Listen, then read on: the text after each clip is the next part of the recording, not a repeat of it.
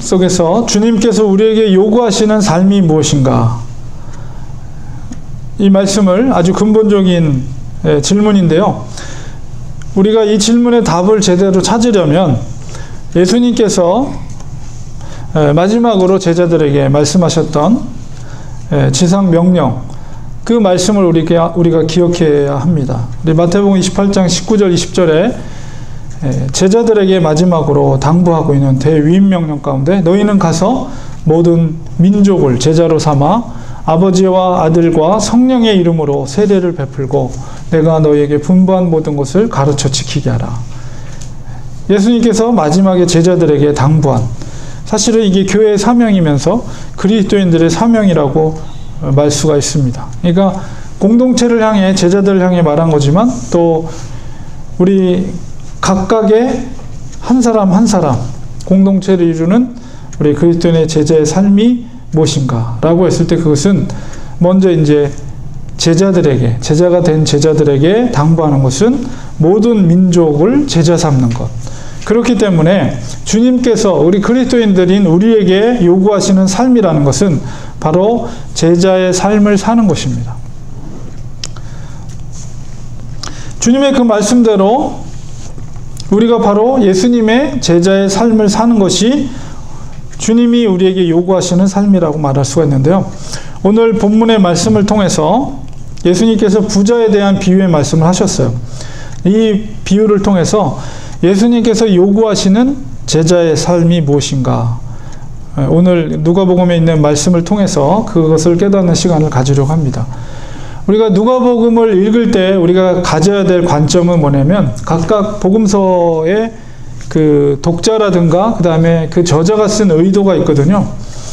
우리가 누가가 이 복음서를 썼을 때 어떤 관점을 가져야 될 것인가 라고 했을 때 그것은 예수님의 신성과 인성을 동시에 강조해요. 그러면서 예수님의 어떤 이미지는 잃어버린 자를 찾으시는 목자의 어떤 그 마음, 그런 태도와 자세를 가지고 이 누가복음이 기록되어 있는 것을 우리가 보게 됩니다. 그렇기 때문에 목자의 모습, 그래서 다른 복음서와 비교해서 목자라는 것은 양을 잘 알죠. 그래서 양들의 마음을 잘 이해하는 설명들이 많이 기록되어 있습니다.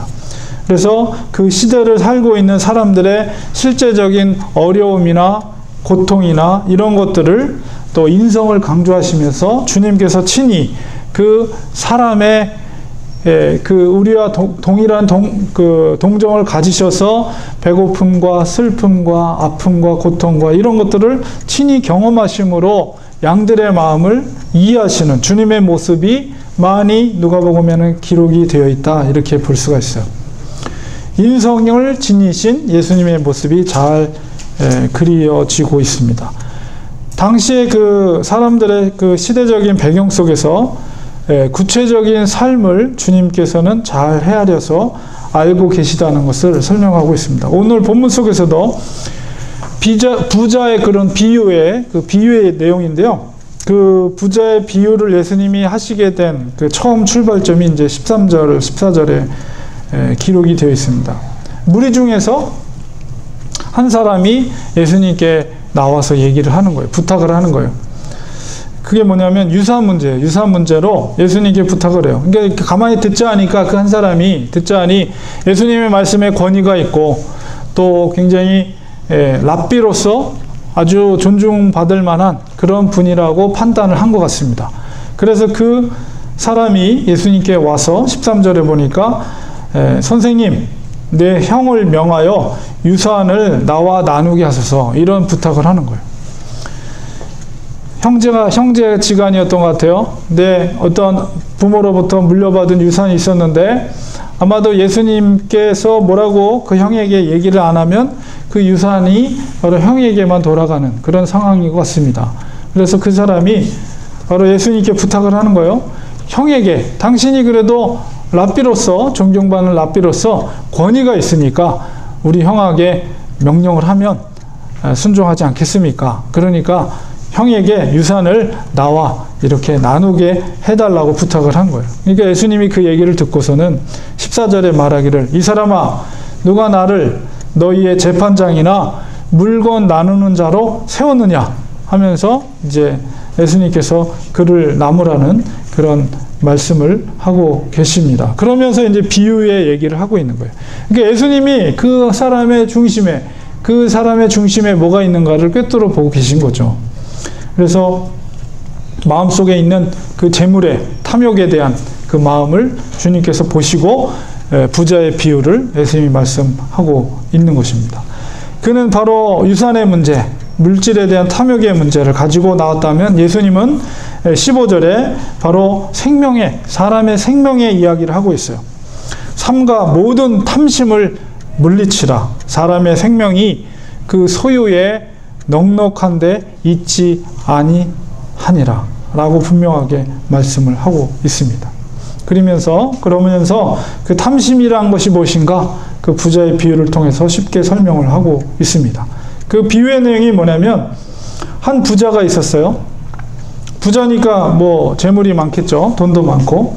근데 그해 풍년이 들었어요. 그러니까 소출이 풍성하게 된 거예요. 그 부자인데다가 이제 소출이 풍성하게 되니까 이제 부가 더 축적되는 거죠. 뭐 기분 좋은 일이에요. 부자에게 있어서. 그런데 이제 부자에게 고민이 뭐냐면 이미 곡식 창고에는 먹을 것이 이미 가득 차 있어요. 그런데 밭에는 풍성한 또 거둬야 될 곡식들이 많단 말이에요. 근데 그 거둬들이면 어떻게 해요? 창고가 이제 꽉 차 있는데. 그래서 이제 부자가 행복한 꿈을 꾸듯이 생각을 합니다. 옳겠구나. 이제 창고를 이제 허물고 더 크게 줘야지. 그래서 이제 기존에 있던 곡식과 물건과 재물뿐만 아니라 이제 거둬들일 모든 곡식과 물건들, 과일들 이런 것들을 더 큰 그 창고에다가 곡식 창고에다가 넣어야 되겠다. 이런 이제 꿈을 꾸는 거예요. 얼마나 행복한 꿈을 꾸겠어요? 자, 그럴 때 이 부자가 이제 착각하는 게 있어요. 이제 18절, 19절의 그 내용인데요. 19절에 부자가 스스로에게 하는 말이 뭐라고 하냐면 내가 내 영혼에게 이르되 영혼아 여러 해 쓸 물건을 많이 쌓아두었으니 평안히 쉬고 먹고 마시고 즐거워하자. 스스로에게 그렇게 말하는 거죠. 그러니까 오늘날로 치면 아주 그냥 그 어카운트에 돈이 엄청나게 많은데도 더 사업이 잘 돼가지고 돈이 계속 그냥 막 쏟아져 들어오는 거예요. 야, 이거 어떡하지? 물론 이제 은행이니까 무조건 넣으면 되지만 야, 이 돈을 가지고 또 어떻게 불려 먹을까? 막 고민을 하는 거예요. 여러분 생각만 해도 행복하죠? 그런 고민하면. 자, 그런데 이 부자가 착각하고 있는 게 뭐냐? 자기의 영혼에게 그렇게 말하고 있어요. 문제는 뭐냐면 영혼이라는 건 이제 헬라어는 푸시케라고 하는데 내 영혼이 이제 놀고 먹어도 죽을 때까지 놀고 먹어도 남을 만한 풍성한 물질이 내게 있다는 거예요. 그러면서 나의 영혼에게 부자가 영혼에게 말하는 거죠. 아, 나는 이제 만족하니 실컷 즐겁게 행복하게 지낼 수 있겠다. 이렇게 말하지만 자기에게 말한 것은 푸시케 영혼이 아니에요. 마귀가 속이는 거예요. 그것은 뭐예요? 육체와 한 걸음 더 나가면 우리가 3분설로 따지면 혼에게는 말할 수 있어. 혼이라는 것은 우리가 마인드, 생각이에요. 생각을 기쁘게 할 수 있어요. 물질은. 육체를 기쁘게 하고 우리의 마음을 즐겁게 할 수 있어요. 그러나 혼, 스피릿, 이 영혼을 만족하는 건 절대 물질이 아니에요. 마귀가 그걸 속이고 있는 거예요. 부자도 속고 있는 거예요, 지금. 여러분, 절대로 물질이 우리의 영혼을 만족을 주지 못합니다. 마귀는 속이는 영이에요. 부자를 지금 속이고 있고요. 지금 우리를 속이고 있는 거예요. 물질이 우리의 영혼을 만족을 줄 수 있을 거라는 그런 속임을 마귀는 하고 있어요. 탐욕이 바로 눈을 어둡게 하는 것입니다. 주님이 바로 이어지는 20절에 말합니다. 하나님께서 이르시되 어리석은 자여 오늘 밤에 내 영혼을 도로 찾으리니 그러면 내 준비한 것이 누구의 것이 되겠느냐. 행복한 꿈을 꾸고 있는 이 부자에게 하나님께서는 진실을 말하고 있습니다. 꿈을 깨라 어리석은 자여. 오늘 밤에 너의 영혼을 내가 도로 찾는다면 너가 그렇게 준비하는 그 모든 것이 누구의 것이 되겠느냐 이 말씀 속엔 여러 가지 의미가 내포되고 있어요. 먼저 영혼을 도로 찾으신다는 표현 속에서 하나님의 절대적인 주권을 알 수 있습니다. 영혼마저도 도로 찾으시는 분이 하나님이시라는 거예요. 모든 것이 하나님의 주권 가운데 있는 것이죠. 그리고 또한 내가 준비된 것이 누구의 것이 되겠느냐? 그 누구의 것이 될까요? 뭐 일반적으로 생각하면 남은 가족들의 것이 되겠죠. 그러나 그 가족들도 역시 하나님의 여전히 주권을 인정하지 못한다면, 그런 태도를 갖고 있다면 결국 그것을 누릴 수 있는 자들이 그들이 아니라는 거예요. 결국 역시 그 물질의 주인도 궁극적으로는 누구예요? 하나님께 속한 것이라는 것입니다. 이게 마귀가 속이는 거예요. 그러니까 이것을 우리는 깨달아야 돼요. 하나님의 주권인 거예요. 우리의 영혼도, 우리의 물질도 하나님의 주권이 속해 있는 것이라는 것을 우리는 깨달아야 돼요. 21절에서 그렇다면 우리가 이 땅을 살아가는 그리스도인으로서 제자가 물질에 관해서 어떤 태도를 가지고 걸어야 될 것인가? 21절에 자기를 위하여 재물을 쌓아두고 하나님께 대하여 부유하지 못한 자가 이와 같은 것이다. 어리석은 부자와 같은 것이다. 그러니까 우리가 이것을 역으로 생각하면 제자의 태도, 물질에 대한 제자의 태도는 무엇인가라고 했을 때 하나님을 위해서, 자기를 위해서가 아니라 하나님을 위해서 재물을 쌓아두면 안 되고 하나님의 나라를 위해서 재물을 사용해야 돼요. 그래서 하나님께 대하여 부요한 자가 되는 것, 이것이 바로 제자가 재물에 대해서 걸어가야 할 태도라는 것이죠. 이게 공동체, 교회 공동체의 원리가 바로 이거예요. 교회 공동체는 절대로 재물을 쌓아놓아서는 안 돼요.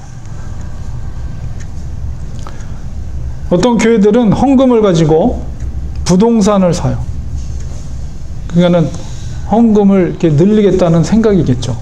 어떤 경우는 주식까지도 사요. 그러니까 헌금을 늘리겠다는 거죠. 교회 자산을 늘리겠다는 거예요. 그런 생각을 갖기 시작하면 이미 그 교회는 병이 드는 거예요. 재산을 교회가 그렇게 축적하고 쌓기 시작하면 그 교회는 이제 타락하는 거예요. 하나님께 들어온 헌금은 바로 가난한 자와 선교와 그것을 위해서 하나님의 일을 위해서 바로 사용하는 것이 성경적인 원리예요. 물질이 쌓이기 시작하면 이미 교회는 타락하기 시작했다, 이렇게 봐야 돼요. 그 물질을 어떻게 해서 불려내겠다라는 생각을 가지면 이미 그것은 세속화된 거예요. 그 교회는. 더 이상 그 교회는 생명력이 없어져요. 아무리 그 교회가 재산이 많고 교인들이 많고 의리의리한 성전을 갖고 있어도 그 교회는 이미 타락한 거예요. 하나님의 재물, 물질의 원리는 바로 하나님의 나라를 위해서 물질을 쌓아놓지 말고 그것을 사용하라는 거예요. 들어온 대로 사용하라는 거예요. 그것이 바로 하나님께 부여한 것입니다. 하나님께 부여하지 못한 태도는 물질의 소유를 내 것이라고 생각하는 것으로부터 시작이 되는 거예요. 그 교회의 자산을 늘리겠다는 생각은 이 물질은 우리 교회 거다라는 그런 타락한 생각이 그 밑바닥에 깔려 있는 것이죠. 자, 우리가 제자는 어떤 사람인가? 우리 근본적인 질문을 다시 한번 던지겠습니다. 그래서 바로 예수님을 따르는 자들을 제자라고 해요. 예수님을 따르는 자. 어디까지 따라가야 될 것인가? 그래서 바로 예수님을 위해 죽는 자리까지 따라가는 자들이 진짜 제자예요. 주님께서 제자들에게 늘 말씀하셨던 것이 뭡니까? 새들도 보금자리가 있고 여우도 머물 곳이 있지만 인자는 머리 둘 곳이 없다. 너희가 나를 따라오면 죽음이 너희를 기다리고 있어. 나는 죽으러 가는 거야. 너 그래도 따라올래? 예수님이 그런 말씀하는 거예요. 제자들한테. 제자들이 그럴 때에도 네, 주님을 따르겠습니다. 그러고 쫓은 사람들이 제자들이에요. 예수님을 따른다는 것은 바로 그 사람들은 하나님의 나라에 눈이 떠진 사람이에요. 그렇기 때문에 그 길이 죽음의 길, 십자가의 길임을 아는데도 불구하고 네, 그 길을 따라가겠습니다. 자기의 모든 물고기와 그물과 배를 뒤로 버려두고 심지어는 자기의 가족들과 심지어는 부모의 장례를 치르는 일도 다 뒤로 하고 예수님을 쫓는 그 길을 가는 것. 예수님을 따른다는 것은 생명과 직결된 문제예요. 생명. 우리 영혼의 생명의 문제와 직결된 문제. 이 모든 것을 하나님 앞에 포기하고 쫓아가는 것. 바로 그것이 바로 제자의 길이에요. 근데 제자는 뭐라고요? 하나님 나라에 눈이 떴기 때문에. 그런 모든 것을 포기해도 전혀 아깝지 않은 진리의 길, 생명의 길이기 때문에, 그것을 깨달았기 때문에 제자들은 그 길을 가는 겁니다. 오히려 기쁨으로 그 길을 가는 거예요. 그게 바로 제자입니다. 물질에 대해서 주님은 이제 예수님을 쫓는 그 무리들 중에 바로 그 유산 문제로 나타났던 사람들과 그 무리들, 제자들 앞에서 좀 더 구체적으로 그 물질에 대해서 얘기하고 있어요. 뭐예요? 물질에 대한 제자들을 향한 주님의 말씀은 염려하지 말라는 거예요. 염려하지 말라. 22절에 제자들에게 이르시되 그러므로 내가 너희에게 이르노니 너희 목숨을 위하여 무엇을 먹을까? 몸을 위하여 무엇을 입을까? 염려하지 말라. 염려하지 말라는 거예요. 물질로 인해서. 왜 그래요? 목숨이 음식보다 중요하고 몸이 의복보다 중요하니라. 진짜 생명을, 영혼과 생명을 생각하지 않고 너희들은 먹는 물질에 아예 거기에 빠져서 그것을 탐욕하거나, 혹은 몸이 중요한데도 몸을 치르는 몸을 치장하는 그런 의복에 마음을 쏟을 필요 없다. 염려하지 말라. 그러면서 비유로 말씀하시는 게 까마귀와 백합화 비유예요. 까마귀를 생각해라. 여러분, 아마 이 캘리포니아엔 까마귀들이 참 많더라고요. 저희가 미국에 처음에 왔을 땐 웬 놈의 까마귀들이 이렇게 많은지. 쓰레기통 다 뒤져먹고. 하여튼 쓰레기통, 저희 아파트 올라오는 데가 쓰레기통이거든요. 까마귀가 거기에 둘러있어요. 이렇게 그거 쪼아먹으려고. 얼마나 까마귀가 큰지 몰라요. 까마귀를 생각하라. 심지도 아니하고 거두지도 아니하며 골방도 없고 창고도 없으되 하나님이 기르셔. 하나님이 기르시나. 얼마나 살이 포동포동 찐지. 너희는 새보다 얼마나 더 귀하냐. 염려하지 말라고. 얼마나 주님이 얼마나 성도들을, 지금 우리 살고 있는 우리 성도들을 염려하지 말라고 얼마나 배려하는 마음으로 이렇게까지 구체적으로 우리가 이 까마귀 주위에서 사는지 어떻게 하시고 지금 이 시간 그 말씀 하시냐고요. 또 너희 중에 염려함으로 그 키를 한 자라 더 할 수 있느냐. 염려한다고 키 하나라도 더 할 수 있느냐. 이게 염려하지 말라는 걸 계속 반복하면서 12장 27절에 백합화를 생각해보라. 들에 피는 그 야생화들을, 백합화를 생각해보라. 이 테미큘라 오다 보면 야생화 이제 봄철 되면 또 얼마나 사람들이 몰리겠어요. 얼마나 누가 심은 것도 아니고 누가 물을 준 것도 아닌데 얼마나 아름답습니까? 백합화를 생각하라. 실도 만들지 않고 짜지도 아니하느니라. 옷을 짜지도 않는다는 거예요. 그 꽃들이. 그러나 내가 말하노니 솔로몬의 모든 영광으로도, 솔로몬이 입었던 그 아름다운 화려한 옷들보다도 이 꽃만큼 훌륭하지 못하다. 그런 백합화를 그렇게 하나님께서 지으시고, 오늘 있다가 이렇게 내일 아궁이에 던진 들풀도 하나님이 이렇게 입으시거든. 하물며 너희의 일까 보냐. 이 믿음이 작은 자들아. 야단을 치는 거예요. 그 유산 문제 갖고 와서 나보고 그렇게 얘기한 자들을 향해서, 자를 향해서, 똑같은 그런 마음을 갖고 있는 사람들을 향해서 이 어리석은 자들아, 이 믿음이 작은 자들아. 하나님이 어떤 분인데 염려하지 말라는 거예요. 너희는 무엇을 먹을까? 무엇을 마실까?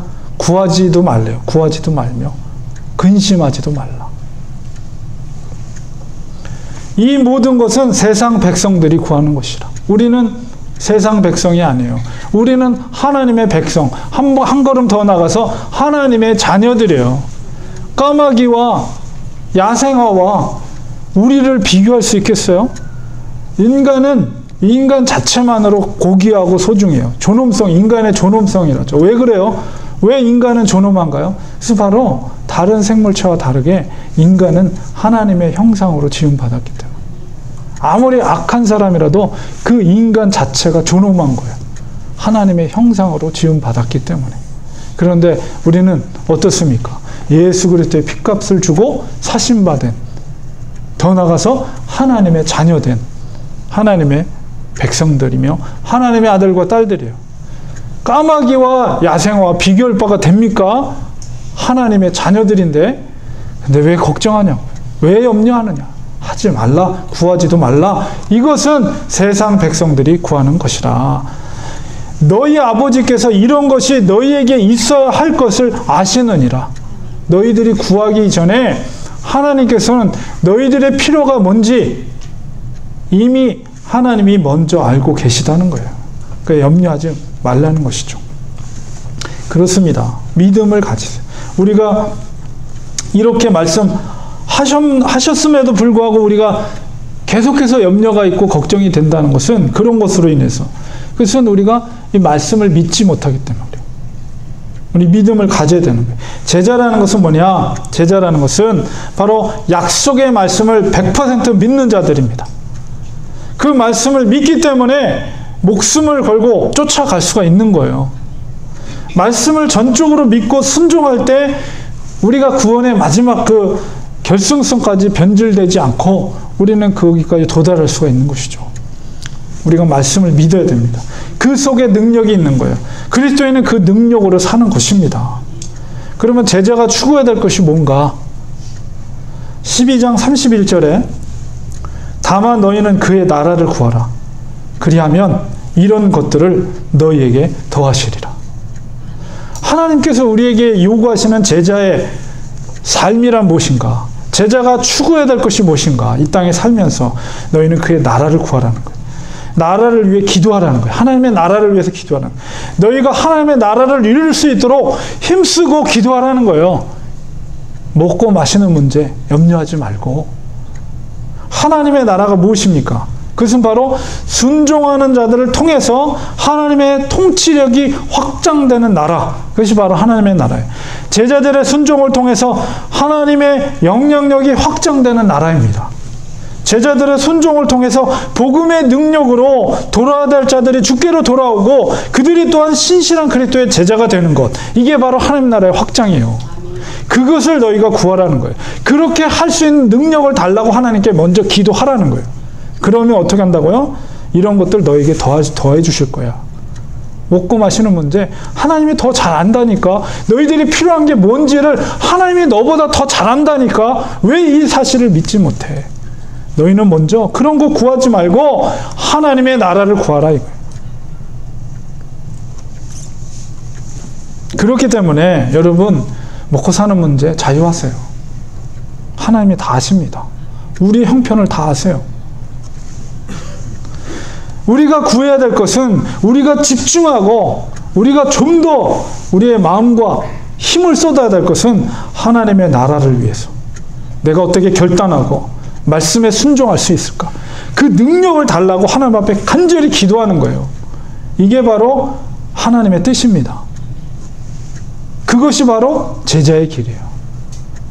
하나님을 위해 일할 수 있을 때, 그 기회가 주어졌을 때 목숨을 걸고 거기에 결단하고 헌신하는 것, 그것이 바로 하나님의 나라를 구하는 자, 제자의 길입니다.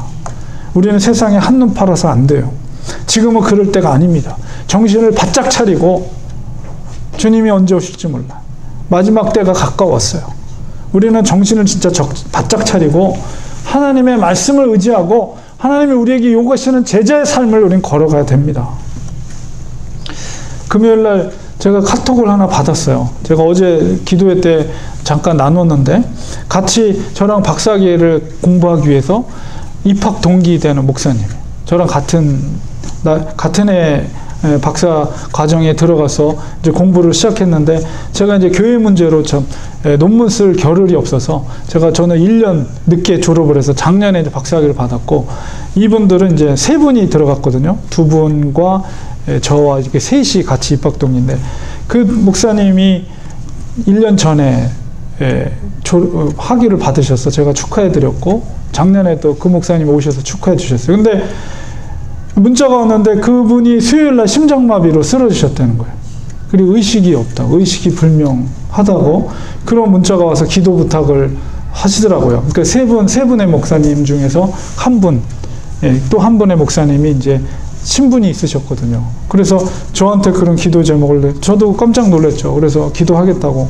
근데 어저께 설교 준비하는데 새로운 문자가 왔어요. 소생이 불가능한 상태라서 오늘 기계장치를 띄고 금요일날 장례 예배를 드리기로 결정을 했다고, 가족들이. 그런 문자를 받았습니다. 그렇게 힘들게 고생해서 박사학위를 받았는데 하나님께서 그 영혼을 걷어가셨어요. 오늘 아마 기계장치를 띄면은 뭐 기계로 생명을 유지하는 거니까 이제 하나님께서 영혼을 걷어가신 거죠. 그 카톡방이 있거든요. 저희 그 학교 카톡방. 근데 목사님들도 다 충격을 받아서 누구 하나 카톡방에 글을 올리는 분이 한 분도 안 계시더라고요. 너무 놀라서. 저도 충격을 받았습니다. 이 일을 경험하면서 언제든지 하나님께서는 우리의 생명을 부르실 수 있다는 생각을 가졌어요. 우린 정말 하나님의 나라를 위해서 힘써야 됩니다. 주님께서 기회를 주셨을 때 전적으로 매달리고 헌신해야 됩니다. 우리들도 주님 앞에 설 날이 그렇게 멀지 않았어요, 사실은. 그러니까 우리는 한눈 팔지 말고 정말 하나님이 기회를 주셨을 때, 시간을 주셨을 때, 건강을 주셨을 때 주님의 일을 위해서 더 헌신하고 나가야 돼요. 세상에 한눈 팔 그런 때가 아니에요, 지금은. 결론을 맺겠습니다. 주님께서는 우리에게 요구하시는 제자의 삶이라는 것은 그리스도 안에 있을 때 가능합니다. 제자의 삶은 절대 세상 속에서 배울 수 있는 그런 것이 아니에요. 세상 사람들이 추구하는 대로 살아가면 그 끝은 생명이 아니라 죽음뿐입니다. 우리는 하나님의 나라와 하나님의 의를 위해 살아야 합니다. 사나 죽으나. 정말 주의 은혜라는 고백이 나와야 돼요. 주님을 위해 모든 것을 포기할 때 하나님은 그런 사람을 기뻐 사용하십니다.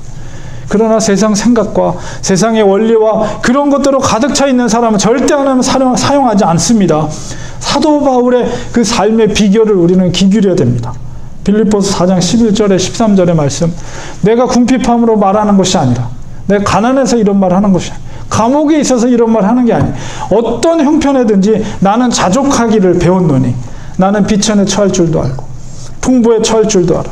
모든 일, 곧 배부름과 배고픔과 풍부와 궁핍에도 처할 줄을 아는 일체 비결을 배웠노라. 내게 능력 주시는 자 안에서 내가 모든 것을 할 수 있느니라. 예수님은 이 땅에 11명의 제자들을 남겼습니다. 제자 한 사람이, 그 한 사람이 세상을 바꿉니다. 주님의 약속의 말씀을 믿고 그리스도 안에서 믿음의 능력을 행했던 제자 한 사람이 세상을 바꿀 수가 있습니다. 무리 수억이 세상을 바꾸는 것이 아닙니다. 주님의 제자의 길을 걸으시기 바랍니다. 무엇을 먹을까, 무엇을 입을까 염려하지 마시고 하나님의 나라를 위해 전적으로 결단하고 헌신하시기 바랍니다. 우리 모두 주님의 제자가 되어야 합니다. 그리고 제자를 삼는 사역을 해야 합니다. 그래야 참 제자예요. 우리가 제자의 길을 걷고 또한 주님이 우리에게 당부하신 제자를 삼는 사역을 감당하라고 주님이 이 땅에 우리를 보내주신 거예요. 우리가 그 길을 걸어갈 때 바로 그 한 제자가 세상을 변화시키는 것입니다. 이 시간 우리 같이 한번 기도하기 원합니다. 하나님, 그렇습니다. 주님이 우리에게 요구하시는 삶은 제자의 삶을 사는 것입니다. 정말 하나님은 한 사람의 제자를 통해 세상을 변화시키는, 세상을 바꾸는 능력을 행하십니다. 우리가 말씀에 전적으로 순종하고 무엇을 먹을까, 무엇을 입을까 세상 걱정으로 염려하는 것이 아니라 정말 하나님의 나라를 위해서 우리 모든 것을 집중하고 헌신하며 우리가 제자의 길을 걷게 하시고 제자를 삼는 참된 제자가 되게 하소서. 이런 기도 제목으로 같이 우리 2, 3분 동안 간절히 기도하겠습니다. 기도합니다. 하나님 아버지, 시간 주님 앞에 기도합니다. 주님, 저희들 이 땅에 주님이 보내주시는 목적은 바로 이 땅에서 제자의 삶을 너희들이 살아가라. 그리고 또한 제자를 삼는 사역을 감당하라. 하시고 이 땅에 보내주신 줄 믿습니다. 하나님 아버지여, 우리에게 주신 이 사명을 잘 감당하는 저희들 되게 하소서.